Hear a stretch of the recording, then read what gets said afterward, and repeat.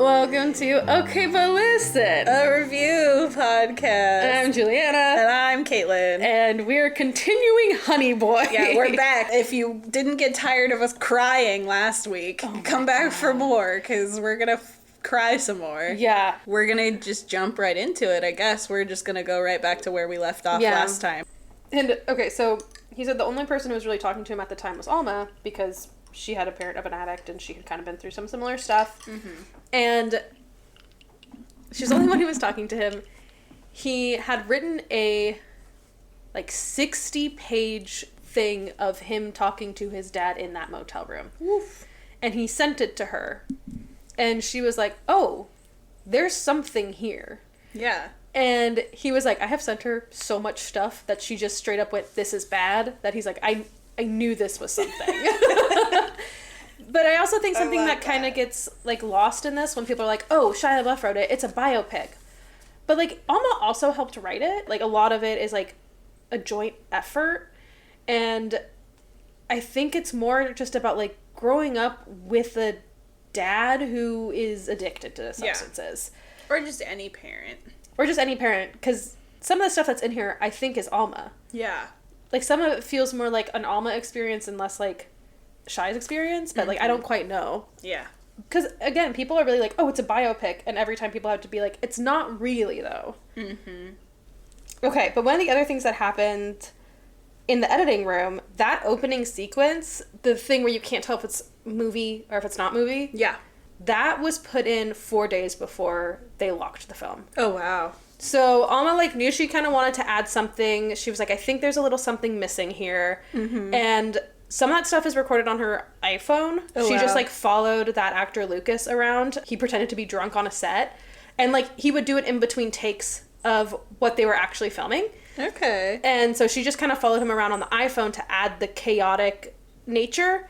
And then she also had an actual camera that she was following him around on. Okay, because I was wondering, because some of the shots do look distinctly different. Mm-hmm. I will just say, women do be fixing movies sometimes. This movie would not have worked if it was linear. No, it wouldn't.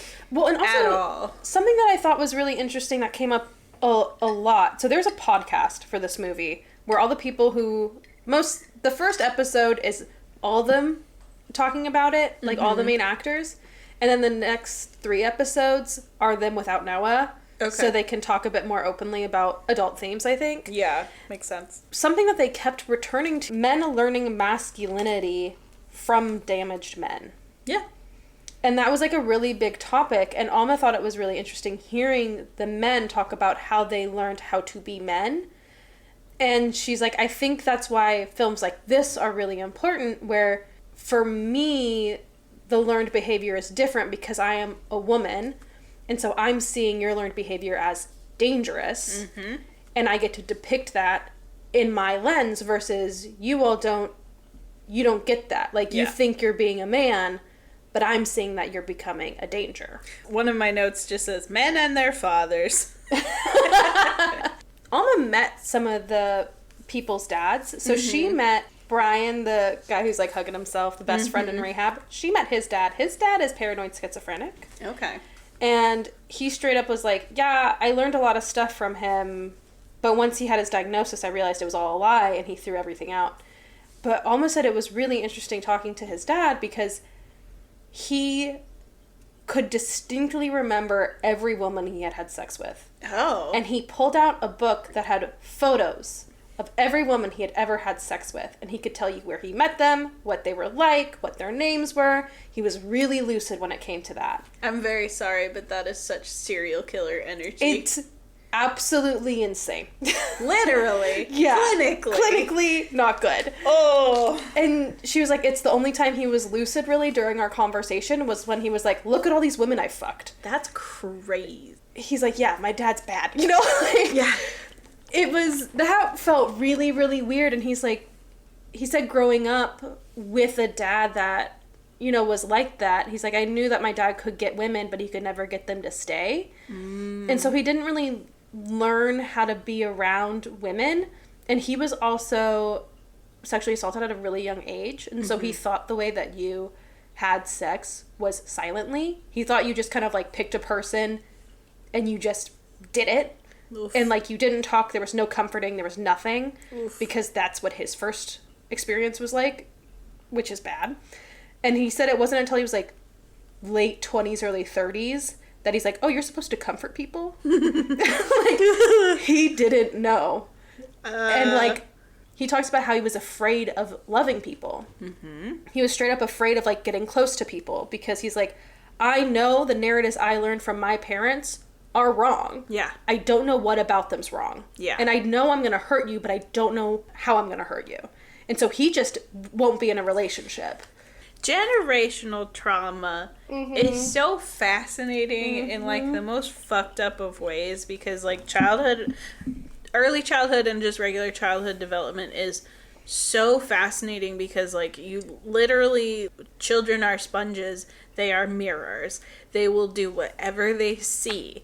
But it's crazy the things kids pick up and, like, the way kids react to stuff is really crazy because, like, they don't know, and kids are dumb. Babies are stupid. They don't know how anything works. No, they need to be taught things. Kind of going back to, like, what this is based on. Mm-hmm. And this is something that, for me personally, I'm like, oh, this feels like abandonment issues, red flags, again, for Shia Labeouf. Yeah. Where he lives with his dad in this motel while filming Even Stevens for a month. And then after that month, he goes and he lives with one of the transport guys. Oh. And he's like 16, and he's like, yeah, I moved out of my parents' house, and I moved onto an air mattress in a living room with one of the transport guys. And you're like, dude, where were your parents, man? That seems wrong. Like, something about that is wrong. He's like, well, don't worry, like, my parents loved me. Well, but it's like one of those things where I'm like, his discussion around his parents is so not reliable. Mm-hmm. And it almost feels like somebody who is trying to be like, no, my parents loved me. No, my parents loved me. They were there for me when I had money. And he rationalizes that of like, I was useful to them, so they showed up. Mm. And you're like, that's not what parents do, man. The Big Brother program, the character in this movie of Tom, the barbecue scene. Because, like, the dad gets so upset at the idea of Otis having this, like, quote-unquote stable. Because, like, there's stuff with Tom where he, like, lived a bad life, and he talks about, like, did he go to jail? Something. Or, like, he got into something. Yeah. And so that's why he was, like, giving back, is, like, being in the Big Brother program, kind of being a positive influence for these kids. But it makes the dad so angry, the idea of, like, his kid having a positive male influence. And you see him, like, doing weird posturing in front of Otis, where he's, like, talking about the car and, like, trying to talk to Tom about, like, the vintage engines, and he doesn't know shit. Yeah. And you see that, and you kind of... That scene is so painful to me, where I was like, oh no, stop. And then he sends Otis away, and, like, just straight up, like, is awful to this man. Like, tells him the most fucked up stuff, and he's like, don't come near my kid. Like, keeps trying to insist that he's a pedophile, like, ends up pushing him into the pool. It's, like, this really awful thing. Yeah. And the kid isn't surprised, and that's the thing that stood out the most, is like Otis comes back with the catch-up or whatever, and he's not even like surprised. He's like, I knew you were gonna do this, basically. Yeah. Okay, again, going back to like, it's one of those things where you're like, dude, you gotta do something, because he's like, my dad was fine, my dad was great, and then in the same breath he's like, oh yeah, one time my dad threatened to kill a producer because he thought he was a pedophile. Like, Shia had gotten something good on Even Stevens, and a producer congratulated him and hugged him, and that producer was gay. Yeah. And the dad straight up was like, I'm gonna fucking kill you. Are you a chicken hawk? Are you coming after my son? The like, chicken he hawk literally is crazy, said chicken hawk, and was just like, are you gonna come after my son? Have you been fucking my son? That producer had to go through a different exit. Jesus Christ. He had to hide, because he was so afraid of what this man was going to do to him. Well, and it's the masculinity and the ideas around masculinity and, like, learned sexuality and learned, like, behaviors. Because he refuses to hold his son's hand in front of other people because he doesn't want them to think he's, like, a pedophile. Right. And it's just this weird ingrained thing where he has these fucked up ideas around, like, sex and masculinity and, like, So, like, I don't there think can't be men who give positive feedback to his son unless they're, like, trying to fuck him. Yeah, like, that's in his head. This man is only being nice to you because he wants to fuck you. I'm your dad, and I don't want to fuck you, and that's why I'm such an awful fucking person to you. Like, that's his reasoning, almost. The scene where he takes Otis to the, like, baby pot farm is so... It's lit so beautifully, and it's so funny because it's like, it feels cinematic and it feels like it feels like they're getting along. Like, it has this like happy feeling. But so I don't know if you and I cannot remember what it was or who I talked to about it or who I watched it with, but there was a piece of media I saw recently where there was a line where they were talking about how closure isn't a thing in real life, it's made up for the movies. Because closure doesn't happen. You're living. Like, you are continuing on. And I feel like that, the end really fucked me up because you have this really gorgeous, it feels like closure. It feels nice. It's like, if it were a movie just about baby Otis and his dad, that would be the triumphant final thing, is like, his dad takes him out. It's so bright. His dad is like holding him in his arms and they're like bonding. But because you see big Otis and the repercussions of his childhood, it feels like a lie. It feels bad. It feels like this was the only good thing. Yeah. And the good thing was going to the illegal farm that Otis asked you not to do because he doesn't want you to be taken away again. Yeah. There's a line that the dad says, too, where he's talking about, like, just the very matter of fact, like, you come from a long line of addicts and alcoholics, and the way he describes it is he says, you come from a long line of people who were hurting and didn't know what the fuck to do, so they drank a lot. Yeah. And I fucking burst into tears at that because, like, it's such a frank and honest description of people who come from families with history of, like, alcoholism or addiction. It's, like, unconscious. I've talked to people who are alcoholics, and it's that thing where, like, step one is acceptance that you have a problem. And a lot of people just stay at step one where they're like, well, I know I have a problem. And that's it, and that's where they are. And they're like, well, this is just how it is. Yeah. That always gets me with alcoholics or with, like, people who have substance abuse issues. They're like my friends. Mm-hmm. Like, seeing it in clients, it was different. But, like, seeing it in my friends where they're like, oh, I know. Yeah. And you're like, you know, and you don't like that this is where you're at. And they're like, no, I hate that this is something I rely on. It's so hard to stop. But it feels so good, or, like, I don't know what else to do. This is all I've ever seen. Yeah. And, like, that fear of going beyond because, like, what if it doesn't work? What if you have to face yourself? Mm-hmm. What if it hurts? Like, there are so many things that stop people, and it's something that we've talked about a lot of, like, staying in a known discomfort so you don't have to face the unknown and what might be good on the other side. Yeah. Like, that is a hill you have to climb. Yeah. And it's so painful to watch someone just kind of live in that. And, like, it's also, like, when you know that they learned it from someone. And they're like, well, this is what my mom did, and I know I hated that my mom did it, but this is all I know how to do. Yeah.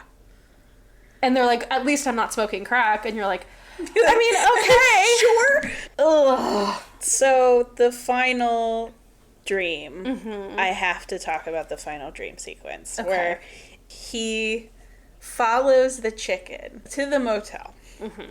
And he sees, like, the older lady who, like, his dad, he says the same thing to her that his dad says in, like, the same way where he's like, hey, Ruby. His dad is wearing the full clown makeup. He's, like, back in his own self. Like, he seems bright. Yeah, he seems comfortable. He seems happy. They, like, are sitting by the pool. Mm-hmm. And this is where I fucking lost my shit. His dad is happy. And he says, nobody's mad at me anymore. And that's all I ever wanted. Stop, I'm fucking crying! But, like, it hurts. So Shia Labeouf hadn't talked to his dad in 7 years when he wrote this. So he recorded himself when he went and talked. Oh, fuck. Yeah. And so that conversation is line for line. I hate that. I hate everything about that. Yeah. And then again, the parallels of him, like, on the motorcycle and his dad on the back of the bike. And it's so good, and it hurts so bad. Because, like, that's... The kid looks so happy when they're, like, on the bike on the way home. Because he feels free, and it feels like they're flying. And he's, like, holding his dad. It's, like, the only time he gets to touch his dad. God. It's so gorgeous. Like, it's so beautiful. And, like, this movie is so good. I will never watch it ever again. I will never watch this film ever again. It's so profound. It really is. It hurts. I mean, you get like, it's closure, but it's not. Because closure isn't real. So I wrote, as my final note after I finished the movie... horrifically good. That's very, I like that. Whereas, like, this movie is so good, but it's so fucking sad. The dad's thing is he doesn't want anyone to be mad at him, and all Otis wants is for his dad to be a dad. There's that scene where they're filming the scene where his fake TV dad is like, you know I'll love you forever, no matter what. You're the most important thing. And this poor kid is, like, crying. And the scene ends, and Otis is like, and, like, puts the sunglasses back on. I really loved that scene. So you see the kid doing the monologue, like, he's like, Dad, I want you to hear me, right? And he's saying it through the window or whatever. And then... in this, like, daydream he's having, the dad says the words, but it's the TV's dad voice of, like, that same speech of, like, I've always loved you or whatever. Yeah. And it's, like, so fucking sad where, like, he can't even imagine his dad saying it. Mm-hmm. It's, like, somebody else is saying it through his dad. Yeah. And then he goes and he tries to have the conversation with his dad, and the whole thing fucking blows up. It made me so mad. And it's supposed to make you mad, and it's, like, it hurts, but just, like, the thing where he's trying to meet his dad at his level, and so the dad is like, oh, well, let me tell you one thing that I learned is you can hate your boss, and fucking slaps the kid. Yeah. I do appreciate, like, that's the scene where, like, he spirals. The dad spirals and, like, goes and does crack in the bathroom of the strip club, because... it's that turning point. The kid is, like, outright being like, I want you to act like my dad. Yeah. I want you to listen to me. And, like, you see the kid only knows how to be a grown-up the way his dad is a grown-up. And he screams at the top of his lungs, shut the fuck up. Yeah. Because that's what the dad does when he wants people to listen to him. Something that Shia said in the Real Ones interview, again, talking about his dad, like, it's just one of those things where... like, you know this person in a little bit of a way where they're like, don't worry, my dad wasn't that bad. He just, like, threw me around the house sometimes. And you're like, okay, hold on.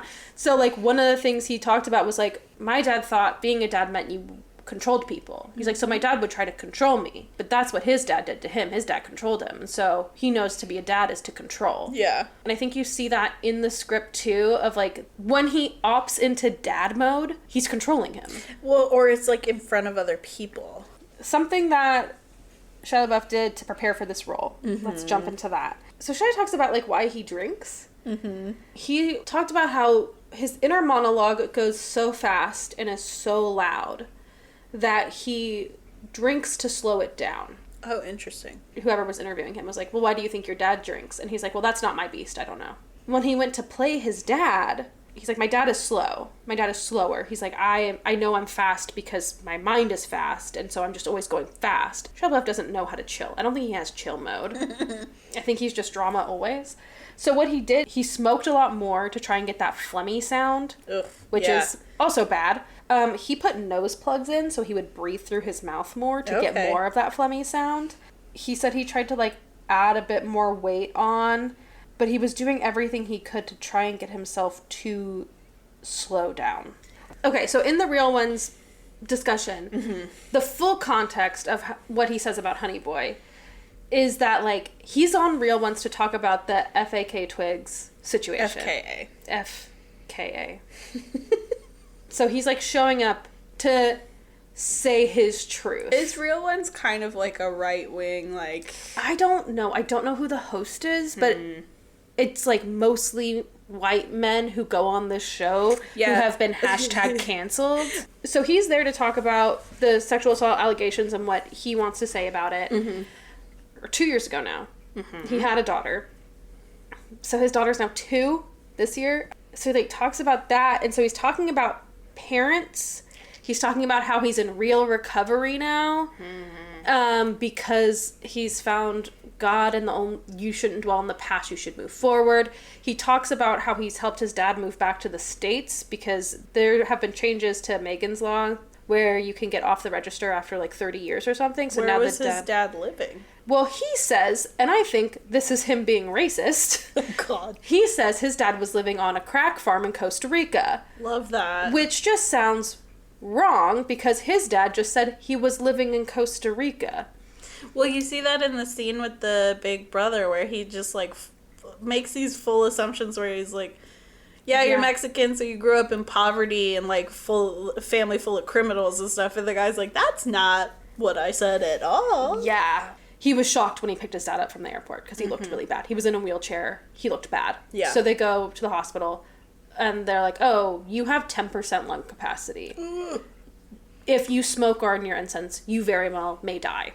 And so now Shia's like, I feel so bad about everything I said about him. He was actually a great father, blah, blah, blah, blah, blah. And I was like... People get so weird around people who are dying. My uncle was like a huge addict, chain smoker, like alcoholic, super bad, to the point where he checked himself into a nursing home when he was like 60 something, was in a wheelchair, was really bad. And he died, and when he died, everybody was just like, oh man, Sam was such a good guy, blah, blah, blah, blah. And I'm like, ugh. Because people get so weird about death, and they take their own stuff and put it on there. So, of course, if your dad is dying, you're going to be like, oh, he was such a good man, blah, blah, blah. He was such a good man. He never physically hit me. He just threw me around the house sometimes. And one time he pointed a loaded gun at me because he was having a Vietnam flashback. But he was a good man who gave me a stable life who was never there. And you're like, what is your story, dude? And, like, also hearing Shia Labeouf talk about friendships, where he's like, oh, it's, like, transactional. Like, we just hung out because we were giving each other something, but we weren't expecting anything of each other. And you're like, I don't think you know how friendships work. I don't think you know what the fuck you're talking about. Like, there were so many, like, things about hearing him on interviews where I'm like, I don't think you know that your perception of things is just super bad. Yeah. And super wrong. Well, and that's the thing that you get a lot is, like, addicts, and especially, like, alcoholics, you get into a habit of changing the narrative to suit you. Addicts are really good liars, and they lie to everyone and themselves. The thing you get the most, and it's like the most common, like, stereotypical thing is like, oh, well, I don't have a problem. I can stop whenever I want. I'm fine. I think that ties into alcoholics who are like, oh, well, I know that this is bad. I know this is a problem. It's like the delusion, the self-delusion where, like, if you can lie to yourself and say that, oh, I know I have this problem, and knowing it makes it okay because I'm aware of it, and it's just, like, that lying and storytelling. And I think that's why it's so interesting that he says the only thing that's gonna live on is the stories, because stories are lies. Like, you are telling yourself lies. That was something I really liked. One of the quotes I really liked in the movie was when the dad says, well, you lie for a living. The kid said, well, we all do. I think Alma's amazing, and watching Alma in all the press stuff with Shia, she's, like, so touchy-feely. Like, I love her. Anytime, like, if an actor is answering a question, she, like, puts her hand on their knee, or she holds their hand, and, like, she's so... That could be a trauma response. Oh, probably, yeah. I love her style. I'm really into her. She's so cool. But Shia straight up was like, yeah, I feel like I abused our relationship, and he felt, like, bad about it. But I think the main thing he felt bad about with Alma is that, like, after the lawsuit was filed, Alma stepped forward and was like, I fully stand with my friends. Like, it sounds like she and Shia don't have a relationship anymore. Yeah. But she was like, I stand with FKA Twigs and all the other women who have joined the lawsuit. Yeah. It does feel like that addict thing of, like, his narrative changes every 6 months. His narrative is something completely different, and his passion is something completely different. And it's just so hard to trust him. Where, like, I do think this movie is really powerful, and I think it's really important for people to see it. I think, like, this feels like an important movie. It's so fucking good. It's so good. And the fact that, like, now everyone's like, oh, well, it's not real, and they're being dismissive of it feels so bad, because, like, it was real for half the cast. Half that cast are children of addicts. You've stepped on a landmine. So I think a lot of it, too, is it ties into one of the, like, biggest fucking landmines in any conversation about any kind of art in the history of fucking forever is, like, the separation of art and artist. It's become a movie where everyone is like, oh, well, it's Shia Labeouf, it's his autobiography, when it's really not. Like, you said he said that it wasn't about him. Yeah. And so that's the thing, is, like, people get it wrapped up in their head, and so then it's easy to dismiss this movie, where it's like, oh, well, none of it's real because he's lying. He's not he's lying about his shit, or he's got his shit happening, but that has nothing to do with this film. Yeah. And I think that's really important to recognize, is, like, this was true for people, and it hits for people, and, like, I'm sure it hit with, like, so many people watching it. It's, like, true, as holding, like, a level of truth, a kernel of truth, like, paralleling people's lives and experiences, and, like, to say, oh, because the one famous guy whose name is on it isn't exactly beat for beat, then it's not worth watching. Sometimes you should kill the artist. It's a case for case. Art is so liquid and so, like, subjective, and it's really something where, like, you have to recognize some stories are fake. Yeah. And it's okay. Yeah. It's okay that it's fake. It's honestly better that this is not specifically his story. It's because then it wouldn't map as well. Like, this is a story for children of addicts, not about a child of an addict. They filmed this whole movie in 20 days. Oh, wow. So the first week was all Big Otis, and then the next 2 weeks were just them in the motel. That's wild. It's a lot. It was, like, emotionally a lot. I'm sure.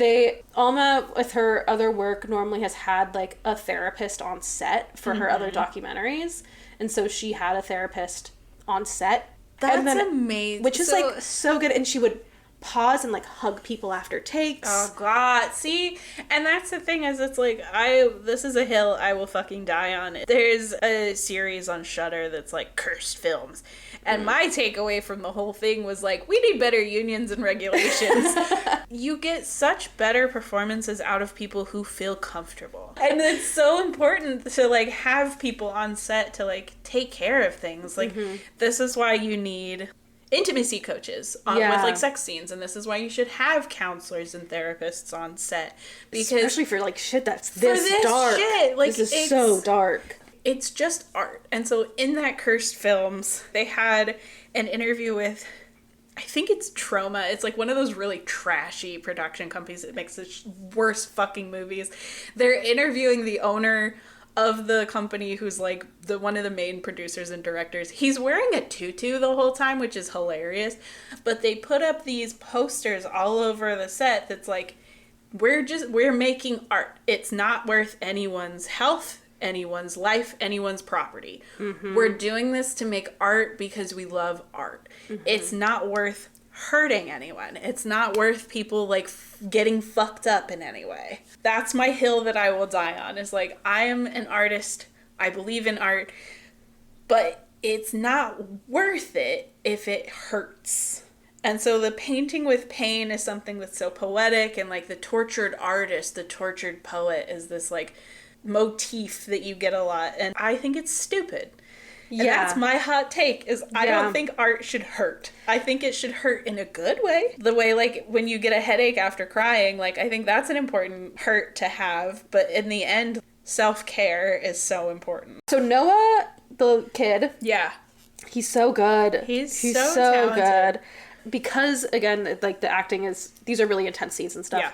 So he and Shia hung out every day for a month beforehand. They learned to juggle together. They went and saw movies together. They would go on long walks together. They played Magic the Gathering. That was, like, so cute. Something that they spent a lot of time doing. he said it made the set feel comfortable because he's like, I was able to explore darker emotions. He's like, I knew everybody on set wanted me to do well. And he's like, and I knew I was safe. He's like, my mom was there. Alma was there. If something happened, there was other people. Like, there was space to try darker things. And he's like, because I felt grounded in who I was working with, I could explore more. Yeah. That's kind of the story, I guess. I don't know. There was a lot in this movie, and this movie meant a lot to people. It meant a lot to me. That's so good. Like, it's one of those things, too, where, like, I found myself falling into the trap where it's like, oh, well, my life wasn't that bad, so it's not as big a thing, but, like, it was really interesting to see how hard this hit me, because and, like, what hit me, because, like, a lot of the stuff with, like, him being abused by the dad and, like, those arguments that they were having, like, that was uncomfortable, but it didn't, like, it wasn't as much of a kick in the dick as for whatever that final dream sequence. That hit my heart came out of my body and got punched in the dick. Like, that's what happened. Yeah. I mean, like, truly, this movie ended, and I, like, sat there just, like, kind of in the fetal position on my couch, just, like, staring at the screen. Mm-hmm.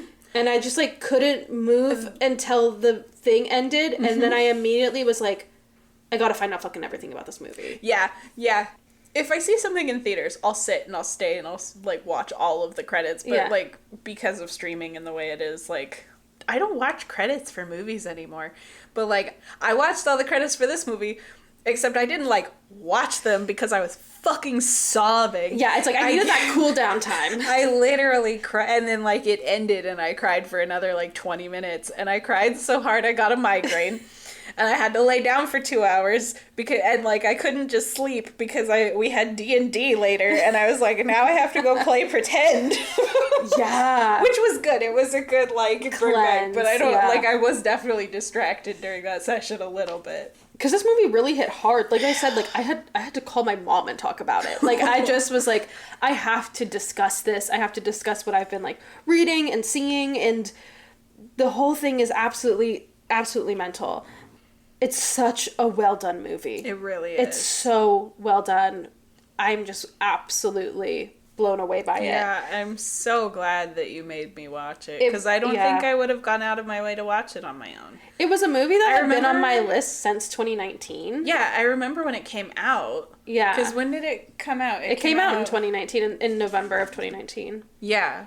Because I remember when it came out, because all of my film friends went and saw it, but it was just one of those things where I was, like, not super interested for whatever reason. I was just like, And I think it's because 2019 was, like, when Shia Labeouf was kind of still, like, meme worthy, and, like, this is when, like, performance art stuff was kind of happening. Peanut Butter Falcon also came out around this time. I did watch Peanut Butter Falcon, and I did really like that one. That one also made me fucking cry. I loved that one. But for different reasons. Yeah, I don't think I would have gone out of my way to watch this if you hadn't picked it, and so I'm very glad that you picked it. Me too, honestly. This was such a good movie. So it was nominated for 41 awards, across all things, and they won 10 awards in total.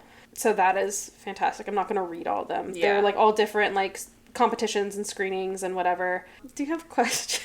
I'm looking through my notes. All of my questions were, like, very much, I just had to, it wasn't about the movie. It was just, like, kind of, I went quick Google questions. Oh, okay. My big one was just, like, is AA really like that? Because... And the answer is kind of. We looked it up. Yeah. The answer is there are, like, open discussions that are led at AA, normally for people who are in the lower steps. Okay. It's, like, said for steps 1, 2, and 3, there'll normally be, like, a narrative discussion led by somebody who's in a higher step. Okay. Where you discuss who you were, what happened, and who you are now. Okay.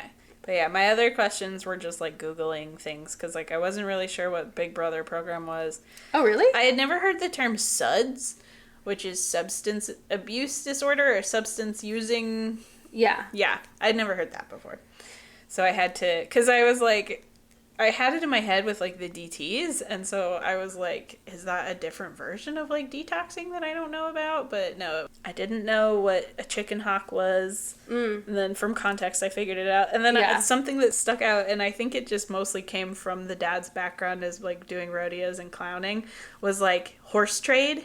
Yeah. So he would always be like, here's a horse trade. I'll give you these cigarettes if you do whatever. Or I'll do this if you do that. And I had never really heard that term before. Neither had I. When he's going off about, like, what's a real rodeo versus not a real rodeo. Yeah. Shout out to Muskogee Nation, baby. He's like, you should have seen me in Muskogee, Oklahoma. And I was like, it's like, oh, hey. This is a fun fact. Yes. Okay, so something that Alma talked about, because she had never really worked with actors before, was having to develop a specific language for each actor to give them assistance. And something she did with Lucas, the guy who played older Otis, she took him to Shia Labeouf's house. She had gotten some of Shia's, like, old photo albums. Yeah. And she told him, go through these and pick out photos where you see something that you have of Shia and something that you do not have of him. And so they did that, and that was to help form his character more, to be like, okay, it's a way to be like, you're not Shia LaBeouf. Yeah. You are Otis, and that's a different character. Fast fact corner. Alma, she admittedly is like, I'm not a cinephile. She's like, I don't really love watching movies. She said her ex-husband used to watch movies a lot, and so she watched a lot of movies, but she's like, I don't learn from watching. She's like, I learn from doing. So she will re-watch her films to learn what techniques she liked and didn't like. Okay. And then apply that to her future stuff. Huh, that's one way to do it. I thought was really interesting. Yeah. And it really, like, solidifies a style, I think, in doing that. I feel like it works to give her, like, a very unique style for herself that she's confident in. Yeah. Being able to, like, do something and say, I didn't like doing that. Or, hey, I liked that, but I feel like I could do it better. Shia LaBeouf and her became friends. She did Bombay Beach. And Shia LaBeouf found the movie. He really, really liked it. He reached out to her. She needed help funding her second, which was Trust, Love, Trust, one of those. She couldn't get funding for it, and so he funded it solely. And so he was a producer. Oh, sorry, just a few more things. Because Shia and Noah were hanging out so much and they wanted Noah to feel comfortable with the material, Shia and Noah read through the script at least 6 times together. Oh, wow. And they would workshop scenes to, like, find their voices within it. Ad-libbing was encouraged on set. Amazing. And Noah, this is a milestone movie for him, where he's like, before this film, I was a kid. After this film, I was a teenager. It's like, this is the movie that did that. That's really hardcore. Right? And something that Alma and Noah and Lucas all kind of talk about, they discuss it a little bit in the podcast, and it's, like, kind of in the background of other things when they talk about learned masculinity. They talk about gender on a spectrum, and how Lucas and Noah both feel like they're not fully masculine or feminine. They both have kind of expressed this, like, in-between flow. And Alma has also expressed it, and she's on a lot of boards for gender equality in film. All I'm saying is that queers do it better. And then there was just one other thing. There's this film clip that somebody did at the first screening at Sundance. And the audience is standing, and everyone is sobbing. And it's just, like, this standing ovation. All the actors come out. And you can tell, like, the interviewer is trying to talk to Alma, but he's crying, and Alma and Noah are crying, and everyone is crying, and it's just, like, the most... You can tell that they're relieved that people got it, because it's their first big screening, and the audience is like, what have we just watched? And are like... Well, that's, again, fucking... Like, the interviewer had to ask people to sit down. He's like, we're running out of time for questions. People, you need to sit down. It's art. It's art. It's a work of art. So good. And I do think that was something that I liked, again, listening to all this stuff, is they didn't really talk about this as being a movie, but they talked about this being an art piece. Yeah. And I think... It truly is. It felt that way. We can do final thoughts. I will say, like, we'll end it on a high note. My favorite thing is I was watching the credits, and the credits... Again, I was sobbing through because they have, like, the actual photos from Shia LaBeouf's childhood and stuff. You're going through and you've got the, like, pictures, and then you had the picture of the chicken. Did you also see that there was, like, 5 chicken handlers? There's, like, so many chicken handlers. To be fair, chickens are... Hard. Yeah. This is, like, a weird urge I have in the back of my brain, but someday I do want to, like, just pick up a chicken. Yeah. I know I've done it before, but I was like a kid, but like you want to do it as an adult. Yeah, as an adult, I want to have the like where you run with both your hands out in front of you and then you like grab the chicken. I want that experience. I get that. But yeah, Henrietta LaFowl, the world's first daredevil chicken. So, final ratings?